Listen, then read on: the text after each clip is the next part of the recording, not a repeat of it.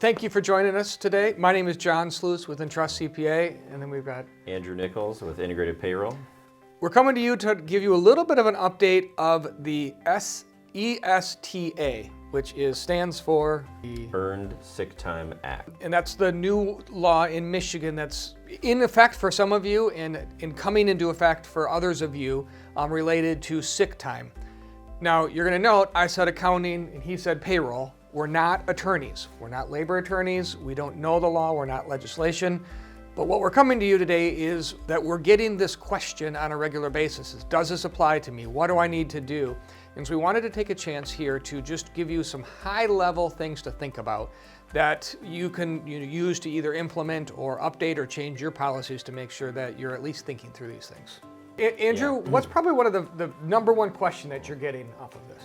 Well, the first question is always, does my existing PTO policy comply with the new ESTA requirements? And the first thing I would recommend is going on to michigan.gov, LEO. They've got a really good fact sheet and a flow chart to decide, which category you're in, what size business you are, what kind of accrual method do you currently do with your policy? Is it front-loaded or is it per hour worked? From there, you can determine where your gaps in your policy are in order to get compliant. Yeah. And I guess I'd answer that question, and I would agree that that's probably the most common, which is, am I good? Do I need to do anything? I would dare say that you should assume that you are going to have to do some updates. You might find that you're close, but there's very few that I've run into that don't have at least some little tweak that you have to do to make sure that you are compliant in there. Said another way, most employers offer PTO. So they say, well, I give PTO. That will be enough, won't it? And my answer to that is maybe. Because keep in mind, a front-loaded PTO approach does work, but it also means that you have to have every other part of the compliance requirements that are inside of that. So are you giving enough PTO? Do you give it soon enough? Do you allow for the approval process to be as short-windowed as what sick time is? Does it carry over? So there's lots of nuances inside of it that you might have to look. And you might find that you're close, but you do have a few tweaks. And so I would dare say you should assume that you should be looking at your policy and asking, okay, what has to be updated or changed, and working with an employment lawyer, or maybe a trade organization or something like that can give you guidance on that too. So. Yep. The one thing that we're seeing come in from a lot of our clients is that their existing PTO policy fits for the most of their tiers, if it's a tiered plan. But the very first, the initial new hire day 0 to 1 year of employment is the piece that's going to have to get modified to fit the new laws. Right, because essentially for most employers have to get, it's either between 40 hours or 72, depends on if you're a large or a small employer. But to give you an example, most plans would say, okay, from 0 days to a year, either there's no vacation or maybe a week's vacation.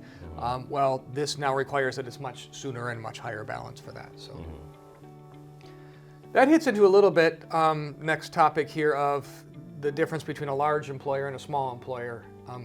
That's a fairly known thing, but can you share what that is? Yeah, the state defines it as 10 employees or less is going to be considered a small employer, and anything more is a large employer. And so if you're a large employer, this is currently in place and going and working, and you must be compliant now? Yep, effective February 21, you'll have to offer the earned time back to that date. You may not have your policy ready to go quite yet. They did give you some grace period to update your policy, but you will backdate the earned accruals to that date. And then if you're a small employer, which is 10 employees, it's 10 employees or less, or less than 10 employees? 10 employees or less. Okay. Yep, and that's up to 40 hours in a year. And then that goes into effect? October 1st. So you have some time there. So if you have 10 employees or fewer, you do have time. You have until October 1st to get it in place. And many of you, that's probably where you're going to fit into. But that is something that you need to be thinking about, because believe me, it's going to come faster than you think it is. Now, that's a fairly straightforward. And if you have any questions specifically, again, we'll have a link to the actual FAQs and the information on the state website below this. So that's pretty straightforward and clear. One thing that's not clear, and we don't know the answer yet, he doesn't know the answer yet, and they don't know the answer, they being the government, know the answer yet too, is do business owners count in this number, right? So if you have 9 employees or you have 10 employees and then plus yourself as the business owner, does that push you over? That is not a known thing. I'm going to give you one of my thoughts, and I'll have Andrew give his thoughts, but we're going to be very clear, they don't know that yet, because there's an example of it's really easy to make this theory of this idea of what they want to do, and then the details come out and they have to be figured out. I would anticipate some guidance coming in down the road on this one sooner than later. To answer, well, let's ask you, what are your thoughts on that? How are you responding? Best practice right now, I think, would be to consider yourself an employee until it's determined, and follow the guidelines. But pretty quickly, we'll learn as it gets implemented, as people have to engage with the policy, answers will come to light, and you can always modify your policy at that point. Yeah, I would concur, Andrew, that if we want to be conservative, and as an accountant I always say we should at least start out being conservative, assume that you're an employee and you, as a business owner, that you're counted in there. Now, to give a little nuance to where I think it may go is it's probably going to follow the regular laws that are there, which would imply that if you're a partnership, you're technically not an employee, and since you're not an employee, it wouldn't be counted. But if you're an LLC taxed as an S Corp, you therefore are an employee, and then I would assume you would be counted in, and then if corporation, you are going to be an employee. That would be my assumption right now. Now they may change that, right? Because, for example, state unemployment has different exemptions there as well, so it's very possible that you would be exempted. But as of right now, conservatively assume that you are in the number. Maybe give yourself a little wiggle room if you're a partnership or a sole proprietor. That might be in there too. So, and then Andrew, you brought up another point here on just how do you even determine the number of employees you have and the complexities that go into that. Yeah, you're going to be looking for your full-time employees year-round, but for the seasonal or part-time hires, which a lot of our clients have, there's going to be a guideline about the number of weeks they work in a year, whether they count towards that number or not. So you'll want to, do a record of, or make a record of what hours are expected and duration of employment for your seasonal employees is going to be to decide whether he pushes you up or you can remain a lower small business. Yeah. And many of these tracking options to do this are both determined up front when you document the hiring and what the expected role is, but it's also documented within the historical information from like your payroll provider or your timekeeping software that's there. So, yeah. I would say a lot of these situations that come up that you're going to be able to do a retroactive look back accrual to see how much they should have earned, and there'll probably be some leeway with resolving any discrepancies or issues that come up. So another question that business owners that frequently that I'm talking with are asking is, well, if I give it up front, then do I count or do I have to accrue it? And the answer to that is you are able to give it up front. They did come back and change that and said, sure, you can front load it. I smile at that because I'm sure they'll also tell you can give everyone your employees a bonus as well, right? So it's written to be favorable towards the employee in this case. So you can front load it if you wish, but you are able to also have a strategy that says they can accrue it up over time. So both are allowed and both are able to be used and calculated. So yeah, we're seeing a lot of our clients remain with a front-loaded policy because the guidelines say you can. You don't then have to carry it over. You don't have to track it per hour. It's a little more lenient if you favor the employee and give it to them up front. One of the things you do have to watch for, especially if you're thinking of the front loading, the plan or the existing plan that you have in place, many employers do it off of anniversary date. So when you start on if you started on September 22nd, that's when you get your reward or awarded period. That doesn't qualify anymore. That's not front load because you have to think about it that they have to be able to use it on January 2nd. And do they have that information? Do they have that right then? There is going to be the question of whether it kind of carries forward and does that count, but there is this initial implementation period that you also have to think about. So if you are doing front loading and you're doing an anniversary date, you may have to consider some updates and some ramifications there. Well, a question I get asked a lot, and again, I'm in the accounting world, not the payroll world, is, well, can you guys help track this? And the answer to that is your software should be able to. And so, I mean... Yeah, your existing payroll software is going to be able to accrue or log your hours worked and then therefore build an accrual off of that. If you want to go one step further, you can have a timekeeping system that would accrue it per the minute, per the second as it is earned and worked. Well, so one question I get asked a lot, and I can even, after you answer the question, give an example of what we're doing here, is can I do a split of this, or do I have to do all in or all out, or what's allowed there?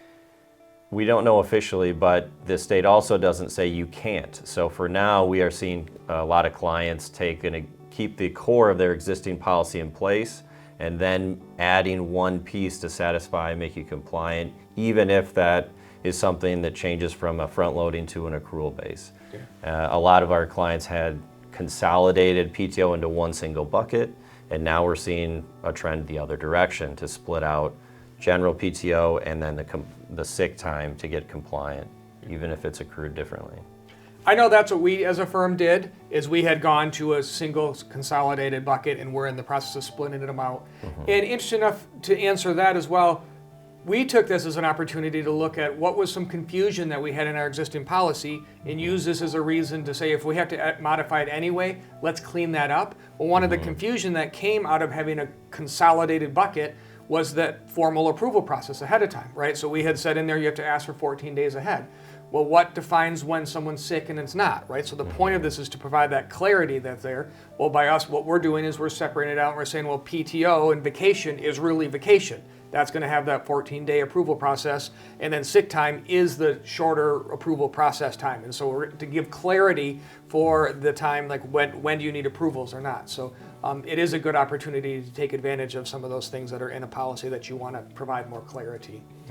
Or if you have things in your policy that you've done this way forever and ever and you wish that you can change it, well, now's a good chance that you can change it and we can blame it on the new law, and it's going to be able to be passed on to the employees a little bit easier. But I mean, on that end, Andrew, you brought up that about the employees. Can you share your thought there? One of the things that the employees are having a hard time grappling with is if a policy does split from a single PTO bucket to a vacation and a sick is, I have less time, but really that sick time can be used for quite a bit and a lot that they were already using their PTO for. Andrew, do you have any other questions that you're getting quite frequently? Yeah, with all the changes of the PTO policy, some people are trying to use their existing, but they also need to have a written policy out there that details how the sick time is compliant or how it's going to be used. So for those of you that have just kind of had a this is what we've always done type of approach, this is a good opportunity for you to really go through and document and update, make a policy in place. That brings up a good question that I get actually quite frequently, and I can't tell you the official answer of this, but why do I even need to comply, and what's the ramifications, and what happens if I don't comply?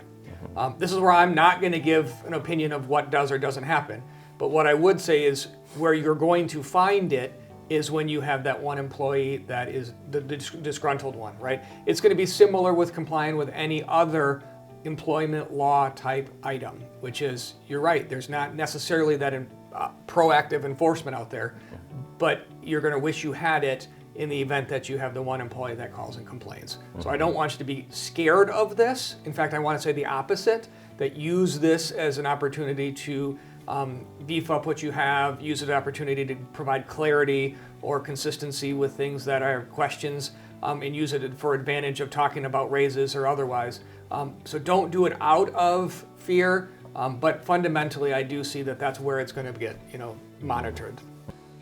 Ultimately, this isn't going to give you every single answer for every question you have related to this. Our goal of this was just to make sure that you're aware of it, and as a business owner, if you have any employees you need in Michigan, you need to be thinking about this. It's not going away. For myself, I had hoped actually that it was going to go away, but they did amend it and change it in the very last minute, and they didn't make it go away. They changed to become more favorable, and it is in law now. And so it's not going away. It's something you have to be looking at, and if you have employees, even one, it will impact you. And while you may be okay with your existing policy, chances are you're probably going to have to at least make some tweaks or a lot of tweaks. So you should be looking at it. And if you have more than 10 employees, It's in place now, and so you should be looking at it sooner than later. Less than 10 employees, and you have until October, but you should start now as well. So we're here to answer questions to the extent that we can. Andrew's available for questions as well. Definitely reach out to your HR specialist and or your labor attorney as well, but we're here to answer any questions we can. Thank you for joining us and look forward to talking soon.